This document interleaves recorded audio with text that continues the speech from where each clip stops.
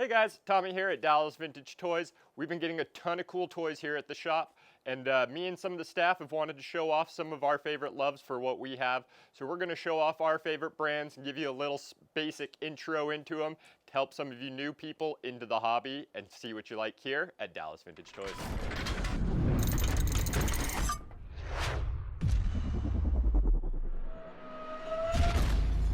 Alright guys, well we're starting with my favorite here, Transformers, and I thought I would just go over the scaling of Transformers. So I've got 3 different scales here. These are going to be the main scales that you'll see in Transformers, and there are a few more out there, but this is kind of the main ones we deal with at Dallas Vintage Toys. We have our Core Class. This is the small little guy we have here.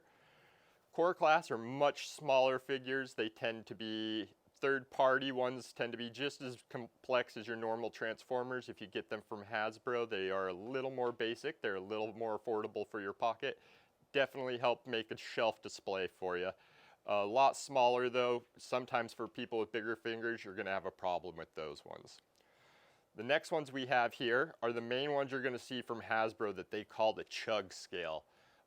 That was kind of for their Classics Universe Generations line, and just an acronym the fans came up with. This in itself has quite a few scalings, as you'll see in the toy stores. We'll go over a little bit later as far as different size pricing in how you will see that. And finally, our final scale is our masterpiece. This is one of the biggest scales that Hasbro has on their own. They are going to be your more collector class Transformers, highly articulated, highly designed, super delicate as far as transformation, making sure you get every piece lined up just right. And they definitely come in multiple sizes from this. This is kind of your main range here, but Optimus Prime can be up to 12 inches in this line. Alright guys, and over here, like I said, with the Chug scale, you have a few different sizes when it comes to price ranges here. Starting with most of Hasbro's line, we have what they now call our Core Class. This tends to be your smaller characters, or a cheaper way to get those big name characters. They tend to be less advanced, easier to transform, much better for younger kids or people who are just trying to get into the Transformers that don't want a super complicated toy. Next we have our Deluxe Class. I'd say this is your more common Transformer that you'd find on your shelf. This is your $25 average range starting out that you'd find on a shelf. Average size Transformer, probably the most of your Transformer collection will be a Deluxe Class scale. Next size up, we have what they call a Voyager scale. Voyager scales are just that they use for bigger characters. Sometimes they use that price point just to do more tooling to make it complicated with the transforming, that it still ends up being this size, but it ends up being a Voyager class just because of all the extra parts. This is kind of a situation, this is actually a different scale. This is a leader class. It only looks a tiny of a fraction bit taller, but it has a lot more tooling, came with a lot more accessories and weapons, so that of course increased the price point, got you a bigger box point, making this the leader class. Next you have is the Commander class, which is the biggest one that they have, I'd say, of their mainline scale. So this tends to be where your Ultra Magnuses fit, your Skylynx, your Jetfires. They fit right in this one. And then the newest scale that they have done is the Titan class. This is going to be your biggest bots that you are getting from Transformers. This is about the size that they're making their combiners now. This is the shelf presence that you see everybody go. You go, where did you get those big Transformers? Well, they are Hasbro. They are just normal Transformers coming out, so you can find them just normally online or here at Dallas Vintage Toys. And now, let's check out what Rowdy's got for us. Thanks, Tommy. My passion here at Dallas Vintage Toys, one of many, is pro wrestling figures. And today I figured I'd show off some of the difference between some of the different types of figures and start you off here and show you some little bit of my knowledge on this subject. So first off, I'm going to show you what makes a basic figure.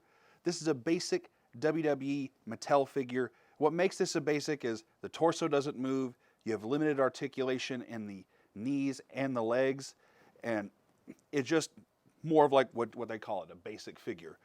But the next step up from that is an elite figure. The elite figure comes with ankle joint movement, you get more knee movement, you can move the thighs back and forth, and you get the butterfly joint in the torso so that you can make all the different moves possible in the ring and showcase your figures in the most elite way possible.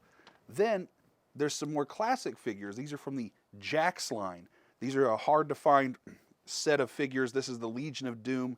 What makes the Legion of Doom so rare is they had a little bit of legal trouble with the WWE towards the end there, so they don't have a Legends contract, so they're not making as many of these Legion of Doom action figures as they used to. So whenever you find them, whether they be Jax or Mattel, they're very hard to get, so you definitely want to step on top of those as quickly as possible. And what's figures without a little bit of off-the-wall stuff here? We've got the bunny that used to follow Adam Rose out to the ring. They just love making these really deep cut figures so that you can have a complete roster of just about anything. And what's wrestlers without a few title belts? And today I have got some of the most hard to find belts on the market. I've got the original ECW title. Let's take a look at that right there. The coloring and just what they've done to the belt makes it look really great. All the red pops, the blue color is still really vibrant there. This is definitely a hard to find belt, and it's one that I'm glad we have in the shop. Next up, we have that U.S. John Cena spinner title. And yes, the title does actually spin. So if you want to get your John Cena set up right, I got you. Come in here and check this out. I have a plethora of other belts such as the Winged Eagle, the Big Eagle, and a hard to find set of classic WWF style tag team belts. These would look great on legends like the Legion of Doom. But that's not all. I have a ton of accessories that just came in, and you really want to go ahead and check some of this stuff out.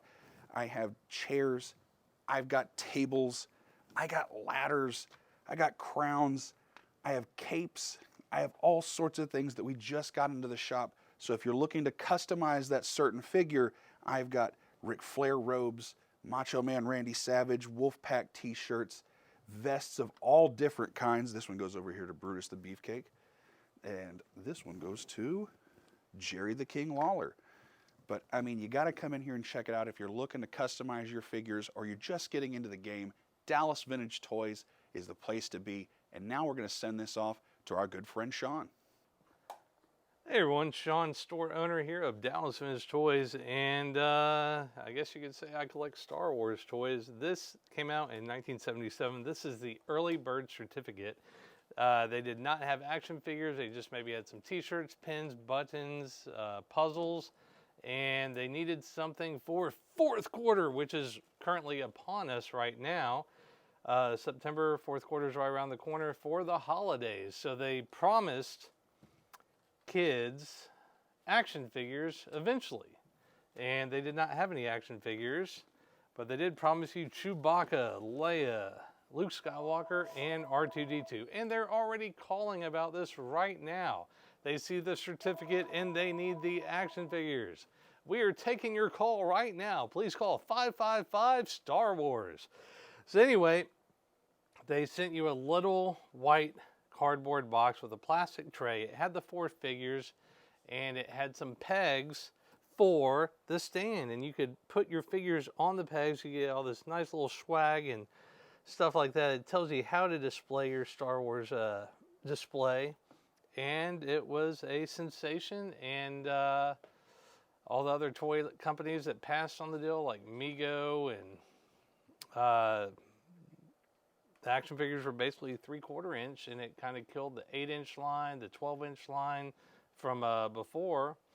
And I just like Star Wars items. I did not have them when I grew up. I was born in 1980, had G.I. Joe, He-Man mask, Lego, but collect what you like, and I just like the artwork. And this is in my office, and it's not in the shop, but everyone here collects. We get to enjoy what they like, so it's always neat to basically be at Dallas Vintage Toys, and you get to see all the fun toys and talk to all the interesting people that do collect. So thanks for watching. Be sure to check us out online at DallasVintageToys.com. I'm always adding stuff online, and come into the shop and talk to us.